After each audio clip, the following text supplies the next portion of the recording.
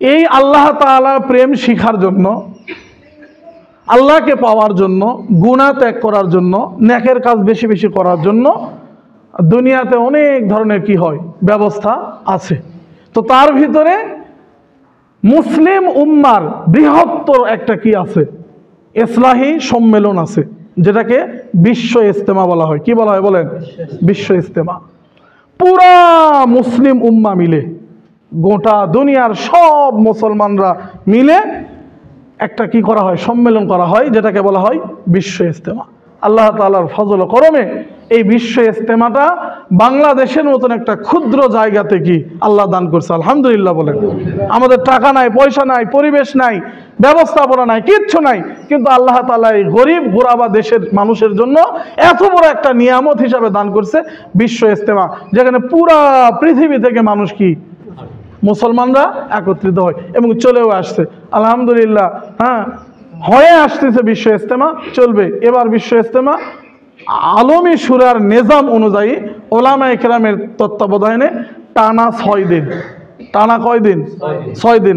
আজ থেকে শুরু হয়ে 5 তারিখ পর্যন্ত। আজ 31 তারিখ জানুয়ারির, 1 তারিখ ফেব্রুয়ারির, 2, 3, 4 এবং 5 ফেব্রুয়ারি পর্যন্ত টানা 6 দিন 2টা পর্বে বিশ্ব ইজতেমা অনুষ্ঠিত হচ্ছে। সেখানে মুসলিম উম্মার বৃহত্তম জামাত আজকে কি হবে? অনুষ্ঠিত হবে।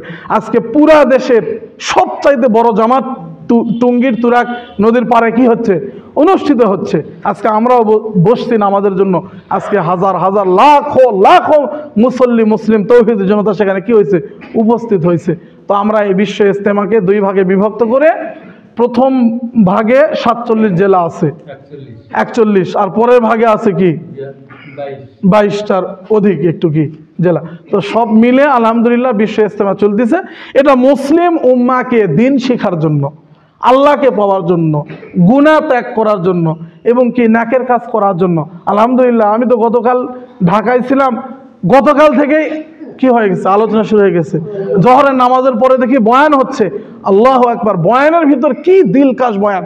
বয়ানের ভিতর অল্প একটু অংশ এইভাবে বলতেছিল যে সত্য দিন আসার পরে, দিন প্রকাশ পাওয়ার পরে যদি আমি আপনার আমার চেহারাটাকে দিন থেকে সরে নেই, যদি আল্লাহর এই গোলামি থেকে, রসুলের আনুগত্য করা থেকে যদি আমি নিজের মুখটাকে সরায় নেই, ও ভাই, দোস্ত, বুজুর্গ, ও আল্লাহ তাআলা তো আপনার দিলটাকে শক্ত বানিয়ে দিবে।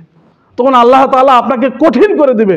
তখন আপনি আর ভালোটা চোখে দেখতে পারবেন না, আপনি ভালোটা আর কানে শুনতে পারবেন না, আপনি তখন কলব দিয়ে ভালো কিছুকে আর অনুধাবন করতে পারবেন না। এই জন্য ভাই, দোস্ত, বুজুর্গ, আসেন আল্লাহকে ভয় করি এবং আল্লাহকে মানার চেষ্টা করি, আল্লাহ রসুল সাল্লাল্লাহু আলাইহি সাল্লামকে তার আনুগত্য করার চেষ্টা করি। কি দিলকাশ বয়ান! আমি সামান্য সময় শুনছি শুধু বরকতটা নেওয়ার জন্য, যেহেতু আসছি ঢাকার উপর দিয়েই, আজকে রাতে নামছি। তো সেই হিসাবে বিশ্ব ইজতেমা চলতেছে।